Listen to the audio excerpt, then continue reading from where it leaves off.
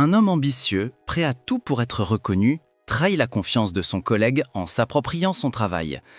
Mais lors d'une grande présentation, la vérité éclate devant tous.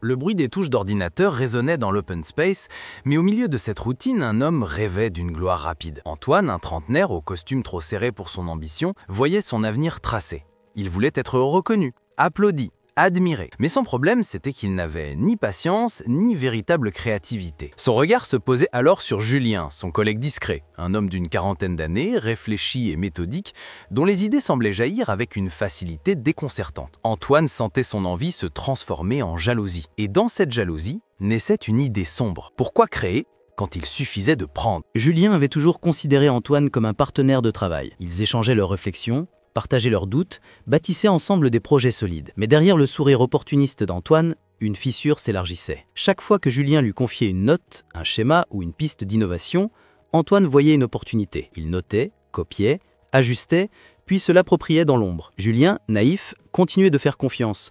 Il pensait qu'un succès partagé les allèverait tous les deux. Antoine, lui, préparait déjà son triomphe solitaire. Un matin, Julien apporta un dossier qu'il avait peaufiné pendant des semaines. Son projet proposait une stratégie novatrice, capable de bouleverser leur département. Enthousiaste, il le montra à Antoine, qui feignit l'admiration. Mais en réalité, Antoine n'y vit qu'une proie parfaite. Quelques heures plus tard, il copia chaque ligne du dossier, en changea quelques détails et présenta le tout comme étant sa propre création à leur supérieur. Julien n'en sut rien, et Antoine récolta des louanges qui ne lui appartenaient pas.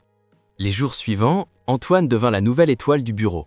On parlait de lui dans les couloirs, son supérieur l'invita à des réunions où Julien n'était pas convié, on louait sa clairvoyance, son audace, sa créativité. Julien, lui, se réjouissait sincèrement. Il croyait que son ami montait et qu'il l'entraînerait avec lui. Mais dans les yeux d'Antoine, une froideur nouvelle apparaissait. Plus Julien brillait dans l'ombre, plus lui s'effaçait volontairement pour laisser toute la lumière à Antoine. Un matin d'hiver, le directeur général annonça une nouvelle excitante. Antoine allait présenter sa vision stratégique devant l'ensemble de l'entreprise lors d'un grand séminaire. Julien a souri, croyant assister à l'apogée du travail d'équipe. Antoine, en revanche, sentait à la fois l'excitation et la crainte, car il savait que son triomphe était bâti sur des fondations fragiles, un mensonge prêt à s'écrouler au moindre souffle. Antoine passait désormais ses soirées à répéter son discours. Devant le miroir, il ajustait ses phrases, corrigeait ses intonations, répétait ses sourires forcés. Mais au fond de lui, il savait qu'il ne maîtrisait pas vraiment son sujet. Il n'avait que des mots volés, des concepts qu'il ne comprenait pas toujours. Chaque répétition lui donnait l'impression de marcher sur une corde raide. Une petite erreur, une question imprévue, et son château de cartes s'effondrerait. Pourtant, son ambition l'aveuglait. Il s'imaginait déjà sous les applaudissements, serrant des mains, recevant des promesses de promotion. Julien, de son côté, remarquait l'obsession d'Antoine. Mais il croyait que c'était le signe d'un perfectionnisme honnête. L'ironie, c'est qu'il ignorait qu'Antoine passait ses nuits à manipuler son propre travail.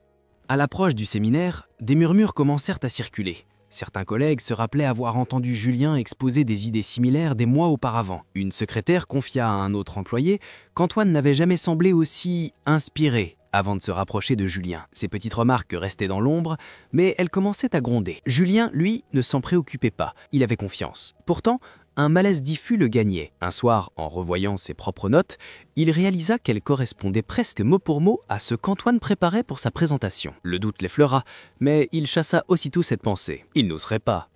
La salle était pleine à craquer. Des employés venus de plusieurs départements s'étaient rassemblés. Les cadres supérieurs occupaient les premiers rangs. Les écrans géants projetaient le nom d'Antoine en lettres capitales. Julien s'assit avec une fierté sincère, prêt à applaudir son ami. Antoine monta sur scène, le cœur battant, mais le visage impassible. Il entama son discours avec assurance, reprenant mot pour mot les phrases qu'il avait répétées devant son miroir. Chaque phrase volée sortait de sa bouche comme si elle lui appartenait. Au début, tout semblait parfait.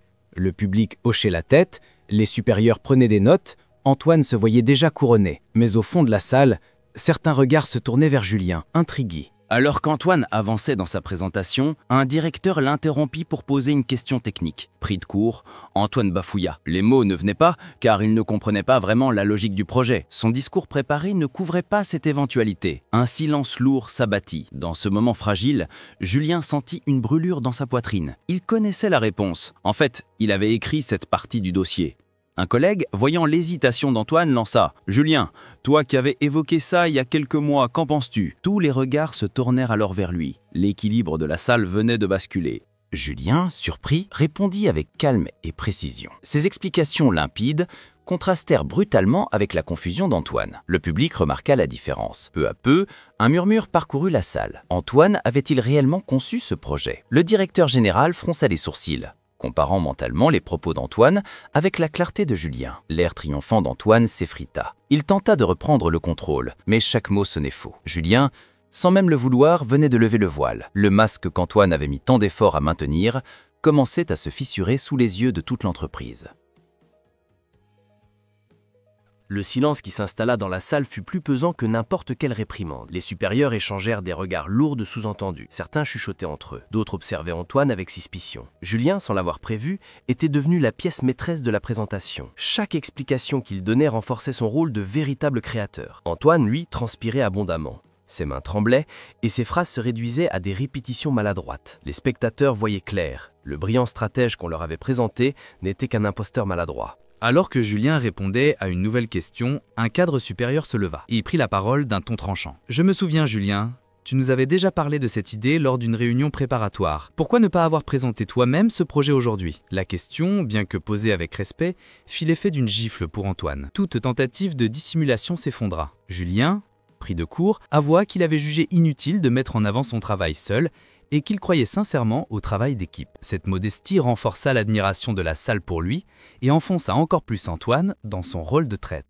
Le directeur général, habituellement calme et diplomate, prit un ton sévère. Il demanda à Antoine d'expliquer la provenance de ses idées. Antoine tenta de gagner du temps, bafouilla, chercha des excuses bancales, mais chaque mot sonnait comme un mensonge supplémentaire. Julien, sans arrogance, confirmait avec précision les dates, les versions préliminaires et les documents qu'il avait rédigés. L'écart était indéniable. Antoine, piégé, se retrouva exposé devant tous. La colère du directeur était visible.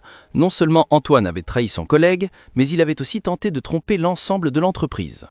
La présentation, censée être l'apogée de la carrière d'Antoine, se transforma en son procès public. Chaque détail le condamnait davantage. Des collègues qui l'avaient soutenu jusque-là baissèrent les yeux, gênés d'avoir cru en lui. Julien, malgré sa modestie, fut applaudi pour ses réponses claires et pertinentes. Le contraste était saisissant, l'imposteur bafouillant face au véritable visionnaire. Antoine comprit alors qu'il ne pouvait plus se cacher. Sa réputation, construite sur un mensonge, venait de s'écrouler en quelques minutes. À la fin du séminaire, le verdict était clair, même sans déclaration officielle. Antoine avait perdu toute crédibilité. Ses collègues l'évitèrent, certains le dévisageaient avec mépris. Julien, quant à lui, fut félicité chaleureusement, mais il resta humble, affirmant qu'il n'avait fait que dire la vérité. Le directeur promit une réévaluation des responsabilités dans l'équipe, laissant deviner que Julien aurait bientôt la place qu'il méritait. Antoine sortit de la salle, seul, écrasé par sa honte. Son ambition démesurée l'avait conduit à sa perte.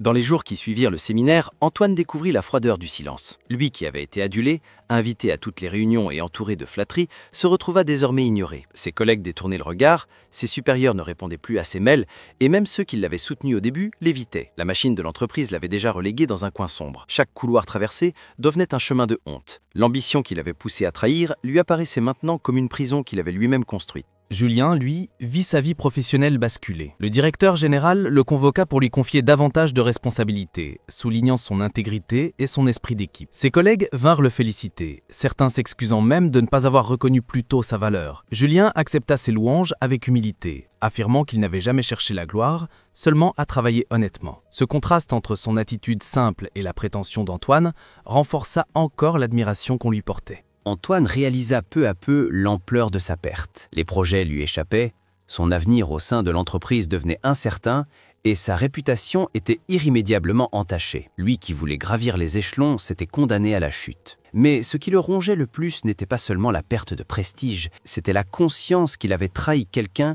qu'il avait sincèrement considéré comme un ami. La trahison, au-delà du monde professionnel, avait détruit le dernier lien de confiance qu'il possédait. Julien, malgré la blessure de la trahison, choisit de ne pas nourrir de rancune. Il continuait à travailler avec sérieux, inspirant ses collègues par son intégrité. L'histoire d'Antoine devint rapidement un exemple cité lors des réunions, une mise en garde contre l'avidité et la malhonnêteté. Dans chaque bureau, on se souvenait que les mensonges finissent toujours par éclater et que la vérité finit par triompher. Antoine, lui, se replia sur lui-même, méditant sur les choix qui l'avaient mené à sa ruine.